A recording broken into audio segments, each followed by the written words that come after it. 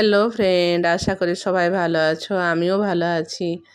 তো এবছরের মতন সিজনের শেষ হলো, পালক পনির বানাচ্ছি। তাই ভাবলাম সবার সাথে রেসিপিটা শেয়ার করে আমি কিভাবে পালক পনির বানাই।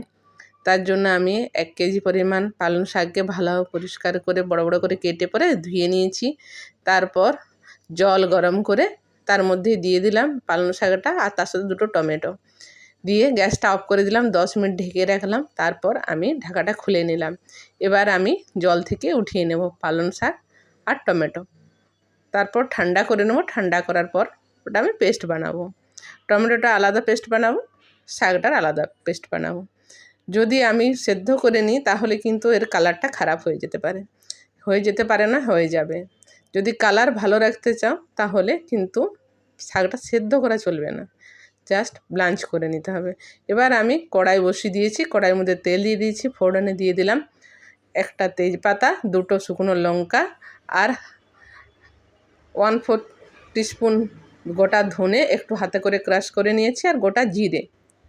এবার তারপরে দিয়ে দিলাম তেলের মধ্যে 1/4 টিস্পুন একদম পাতলা পাতলা করে কুচোনো আদা, আর দিয়ে দিলাম একদম পাতলা পাতলা করে কুচোনো একটা বড় সাইজের পেঁয়াজ। ভালোভাবে ভেজে নিলাম। এবার দিয়ে দিলাম কাঁচা লঙ্কাটা বড় করে কেটেছে, তোমরা চাইলে ছোট করেও কাটতে পারো।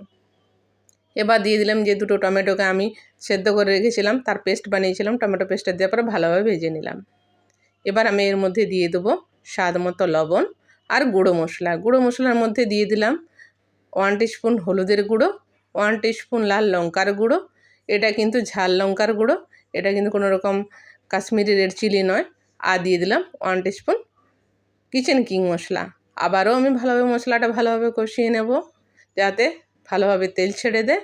এবার আমি এক সাইডে মশলাটা ভাজা হতে হতে তাওয়া গরম করে নিয়েছি। দিয়ে দিলাম 1 টেবিল স্পুনের মতন কসুরি মেথি। ওটা যখন ভাজা হয়ে যাবে তো 1 টিস্পুন হয়ে যাবে। ওটা আমি ভালোভাবে ড্রাই রোস্ট করে নিচ্ছি, তাহলে কিন্তু গন্ধটা ভালো হয়। তা ড্রাই রোস্ট করে নিলাম। এবার আমি মশলাটা ভাজা হয়ে গেছে, তেল ছেড়ে দিয়েছে। বেটে রাখা পালং শাকটা আমি দিয়ে দিলাম।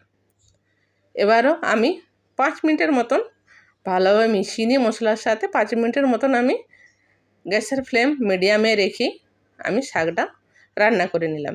এবার আমি দিয়ে দিলাম 400 গ্রামের মতো পনির। আমি ঘরেই পনির বানিয়েছি। আমি 2.5 লিটার দুধের পনির বানিয়েছি। 400 গ্রামের মতো পনির হয়েছিল।